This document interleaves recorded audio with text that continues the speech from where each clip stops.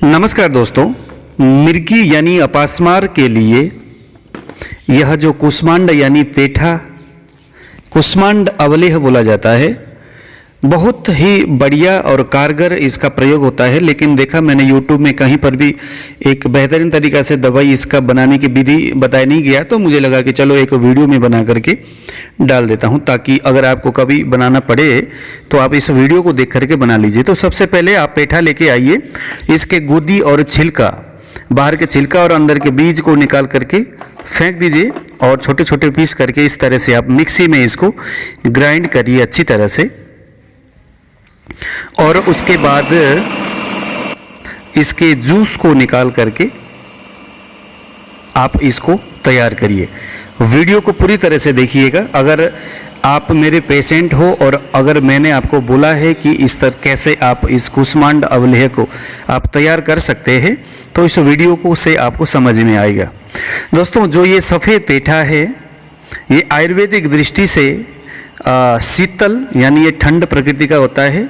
विशेष करके ये पेट को साफ करने वाला, मूत्रवर्धक, कामोदीपक, एंटी मर्कुरियल आदि गुणों से भरपूर होते हैं।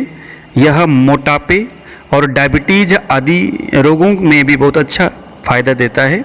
इसमें कैलोरी बहुत ज़्यादा मात्रा में मिलता है, मोटापे को कम करने में बहुत अच्छा मदद करता है। और विशेष करके गर्मी के मौसम में तो यह एक प्रकार का बहुत शीतल गुण से भरपूर किसी भी इंसान के लिए पेठा बहुत अच्छा माना जाता है। यह जो पेठा है ये बहुत सारे पोषक तत्वों से भरपूर इसको देखा जाता है।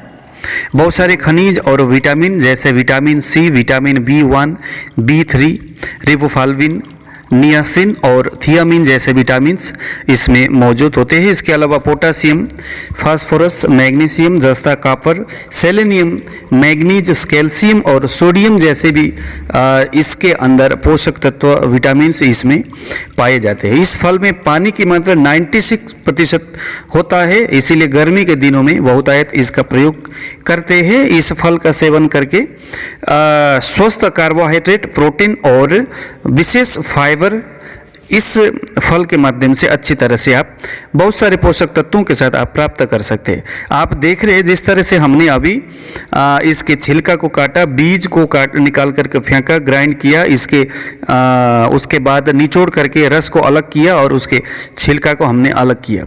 अब आप इस वीडियो में देख रहे हैं हम अब यहाँ पर भी दोषों के हिसाब से यदि हम वायु जनित रोगियों के लिए अगर दवाई बनाना पड़े तो यहाँ पर तिल के तेल में देखिए हम सबसे पहले मेथी, क्योंकि अभी सर्दी का मौसम है तो यहाँ मेथी डालना बहुत ज़रूरी है। और मैंने थोड़ा सा इसमें लहसुन भी डाल दिया, ताकि ये लहसुन जो है ये वायु शामक माना जाता है। मेथी भी वायु शामक है, पेट के लिए बहुत अच्छा होता है। तो इसके मैंने यहाँ पर तड़का लगाया। वीडियो को ध्यान से देखिएगा अच्छी तरह से, जैसे जैसे विधि को यहाँ पर बताया गया है, दिखाया गया है, इसी तरह से आप इसको अपने घर में आप बना लीजिए। ठीक है जी। तो ये देखिए तेज पत्ता आपके सामने, तेज पत्ता भी वायु का शमन करता है और जो दवाई हम बना रहे उसको डाइजेस्ट करने में काम करता है। अब इसके अंदर सौंफ है, इसके अंदर जायफल है, जायफल का पाउडर, इसके अंदर इलायची का बीज है। ऐसे करके जो दीपन और पाचन गुणों से भरपूर जो औषधीय गुण है, जो मसाले के तौर पर हम अक्सर प्रयोग करते हैं घर में सब्जियों में, तो उसको हमने यहाँ पर डाला है। क्योंकि आजकल थोड़ा सर्दी का मौसम है और सफ़ेद पेठा वाकई में बड़ा ठंडा होता है, तो इसीलिए वायु शामक दवाई जब हमें बनाना होता है तो इसमें बहुत अधिक शीत गुण नहीं होनी चाहिए। हालांकि सफ़ेद पेठा का जो कुष्मांड अवलेह जो तैयार होता है वो वायु और पित्त शामक के रूप में इसे तैयार किया जाता है। लेकिन आज हम जो दवाई यहाँ पर तैयार कर रहे हैं यह भी विशेष करके वायु शामक बन सके, कुछ इस दिशा में मैं यहाँ पर कर रहा हूँ। तो आप देख रहे हैं यहाँ पर बहुत सारे मसाला पहले हमने तेल में डाल करके उसके ऊपर से जो पेठे को रस निकाल करके उसको निचोड़ करके जो उसका जो छिलका था उसको इसके ऊपर डाल करके इस तरह से हम यहाँ पे इसको फ्राई कर रहे हैं। इसको हमने तब तक फ्राई करना है जब तक इसकी पूरी तरह से पानी न सूख जाए, यानी पूरा पानी थोड़ी सी भी नहीं रहनी चाहिए। इस तरह से आप इसमें फ्राई करते रहिए और एकदम लाल सुर्ख जब तक ना हो तब तक आपने इसमें फ्राई करना है। बाद में आप ये जो तेज पत्ता है इसे आप निकाल करके फेंक सकते हैं। तो दोस्तों इस तरह से आपने इसको फ्राई करना है। तो मैं आपको बता रहा था, यदि आपके सामने रोगी वायु दोष से युक्त है, यानी वायु प्रधान रोगी है, तो यहाँ पर आपने तिल के तेल का प्रयोग करना है। अगर रोगी पित्त प्रधान है तो यहाँ पर घी का प्रयोग करना है, और अगर कफ प्रधान है तो भी आप यहाँ पर घी का ही प्रयोग करेंगे। तो इस तरह से छोका लगाने के लिए नीचे, ठीक है। तो यह इसका भेद है, क्योंकि वायु को तिल का तेल समन करता है और पित्त को जो है घी समन करता है, ऐसे बताया जाता है। तो अब यहाँ आप देख रहे हैं, पहले हमने फ्राई करके पूरी तरह से उसको तैयार किया। अब हम उस सफ़ेद पेठे के जो जूस हमने निचोड़ करके जो तैयार किया था, अब उसको हम अलग उसी कढ़ाई में अलग सा, ये देखिए ज़रा, इस तरह से हम इसको उबाल रहे हैं, यहाँ पर इसको पका रहे हैं। इसमें कुछ नहीं डाला जा रहा है। ये देखिए, ये पहले ये फ्राई हो चुका है अब, है ना। इसको बाद में और पकाएंगे, बट अभी फ़िलहाल हो गया ये, इसके सारे पानी जल चुका है। अब इसको हमने पूरी तरह से इसको सुखाना है। ये देखिए ज़रा, ये पूरा सूख चुका है और इस तरह से अब इसके ऊपर हम धागे वाला जो मिश्री है उसके पाउडर बना करके यहाँ पर हम इसे डाल करके अच्छी तरह से इसे भी हम यहाँ पर फ्राई करेंगे। मंद आंच होनी चाहिए, यहाँ पर तेज़ आंच होगा, क्योंकि यह दवाई तो मैंने 10-12 लोगों के लिए इसको तैयार किया हुआ है, जो वायु दोष प्रधान रोगी थे। ऐसे लोगों को जो मेरे पास आए थे तो उनके लिए यहाँ पर बना रहा हूँ। अगर आप मेरे से दवाई मंगाते हैं तो अगर आप वायु दोष से संबंधित आपका शरीर है, वायु संबंधित आपका शरीर है, तो हो सकता है यही दवाई आपको मैं दे दूँ या दोबारा बना के भेजूँ। अगर आपका पित्त वाला शरीर है, अगर आप, अब मैं तो हूँ पंजाब में, अगर आप दूर हो और यहाँ से इस तरह की बनी बनाऊँ जो गीला दवाई आजकल कोरोना की वजह से पोस्ट ऑफिस से भेजना थोड़ा सा मुश्किल होता है, तो मैं क्या करता हूँ कि अभी यहाँ पर जो मैं यहाँ पर एक पाउडर डालने वाला हूँ आयुर्वेदिक औषधि, जो वाकई में मिर्गीनाशक है, तो वही पाउडर मैं आपको यहाँ से भेज दूँगा। ये देखिए ज़रा, ये पूरा उसी दवाई में जो पानी था उसको सुखा करके ऊपर से हमने मिश्री के पाउडर मिलाया था। इस तरह से ये ऐसा होगा, दिखने में बहुत अच्छा लग रहा है ना।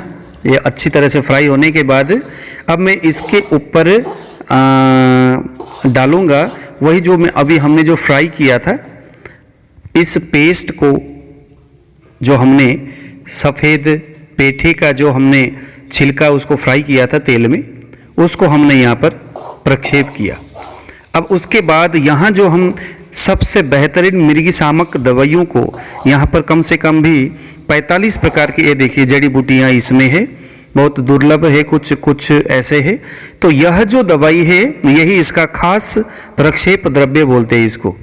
तो अगर आप दूर दराज एरिया में हो और गीला पदार्थ, ये जो बनी बनाऊँ दवाई आप तक अगर, क्योंकि अगर आप यहाँ आओगे तो ही यह संभव है मैं आपको ये बना के दे सकूँ, लेकिन वहाँ अगर आप कहीं भी हो, विदेश में हो, स्वदेश में हो, तो यह पाउडर मैं आपको दे दूंगा। आपने वहाँ पर सफ़ेद पेठा को इसी तरह से कुट पीस करके इसके रस निकाल करके इसी प्रकार से आपने इसको तैयार करना है, ठीक है जी। तो इस तरह से ये देखिए ज़रा किस तरह से हम इसको यहाँ पर तैयार कर रहे। तो उसको अच्छी तरह से हमने वहाँ पर पकाया। अब उस पेस्ट में सब कुछ मिलाने के बाद हम यहाँ पर डाल रहे शहद, ठीक है जी। अब यहाँ पर तेल कितना डालना है, घी कितना, इसमें शहद कितना मिलाना है, दवाई कितनी मिलानी है, पेठा का मान कितना होनी चाहिए, ये सभी डिपेंड करता है रोगियों के ऊपर। तो यहाँ पर हम मात्रा तो यहाँ नहीं बताएंगे, क्योंकि मात्रा यहाँ पर रोगी के हिसाब से ही सारे दवाइयों का जो कंपोजिशन, जो मात्रा है वो तय होता है। तो वैसे आयुर्वेदिक हिसाब से जितना घी है उसका आधा शहद होता है बस, या जितना हमने तेल डाला है उसके आधा शहद होता है, ठीक है जी। हालांकि जहाँ तेल डाला जाता है वहाँ शहद डालने की ज़रूरत नहीं पड़ती, लेकिन फिर भी चूँकि शहद, गूगल, ऐसे ये कुछ जैसे गिलोय हो गया, तो ऐसे कुछ दवाइयाँ गुणवर्धक होते हैं, अन्य औषधियों के जो गुण है उसको डबल कर देता है। तो ये देखिए शहद डाल करके हम इसमें इस तरह से उसको अच्छी तरह से हाथ से इसको मिक्स करते हैं। मिक्स करने के बाद ये अब आपका दवाई यहाँ पर बिल्कुल तैयार हो गया। अब जब ये दवाई तैयार हो जाता है तो उसके बाद ये आपके लिए खाने योग्य बन जाता है। सुबह और शाम रोगी का जो शरीर है, रोगी मोटा है, तगड़ा है, कितना वजन है, कितना उम्र है, उसको देख करके 1 चम्मच, आधा चम्मच या चौथाई चम्मच हम रोगी को इसको बढ़िया सा हल्का सा मंद गर्म दूध के साथ खाने के लिए देते हैं। यह दवाई एपिलेप्सी में, पागलपन में और मस्तिष्क संबंधित सभी विकार में और पेट संबंधित विकार में उत्तम माना जाता है। इस दवाई के यदि हम इस दवाई को 6-7 महीने तक कंटिन्यू इसका सेवन करते हैं तो एपिलेप्सी में इसका बहुत अच्छा रिजल्ट देखा जाता है। इसीलिए जो हमारे पास जो मिर्गी के जो रोगी आते हैं उनको ज़्यादातर मैं इसी दवाई को देना मुझे पसंद होता है, क्योंकि इस दवाई को खाने के बाद रोगी में एक तो ये रोगी के जो शरीर है उसमें कई सारे पोषक तत्व भी प्रदान करता है। एपिलेप्सी के रोगी अक्सर शारीरिक रूप से, मानसिक रूप से कमज़ोर होते हैं, तो वहाँ पर भी ये काम करता है। और विशेष करके मैंने देखा कि अगर अपान वायु खुल जाता है और उदान वायु में दिक्कत नहीं होती तो एपिलेप्सी तकरीबन बंद हो जाता है। अपान वायु और उदान वायु, इन दोनों की समस्या की वजह से अक्सर एपिलेप्सी देखा जाता है। तो यह पेट के अंदर जो विकार है उसको शमन करता है, भूख को बढ़ाता है, शरीर में मोटापा को भी बढ़ाता है, यानी कि कमजोरी को नष्ट करता है। जब पेट ठीक होता है तो दोस्तों, क्योंकि सभी रोगों का जननी है पेट, पेट ठीक हो जाता है तो सभी रोग स्वतः ही नष्ट हो जाते हैं। तो ये रहा आपके सामने सिद्ध अवलेह। हालांकि इस कुष्मांड लेह को बनाने का बहुत विधि आयुर्वेद ने बताया है। यह जो विधि है ये हमारे गुरुजी के द्वारा बताए हुए तरीक़ा से है। सभी दूसरे वैद्य इस तरह से नहीं बनाते, लेकिन हम लोग चूँकि हमारे गुरुजी ऐसा ही इसी तरह से बनाया करते थे इसको, इसीलिए मैं भी इसको इसी तरह से बना करके अपने रोगी को देता हूँ। तो दोस्तों आज मुझे दीजिए विदा। जय श्री राम।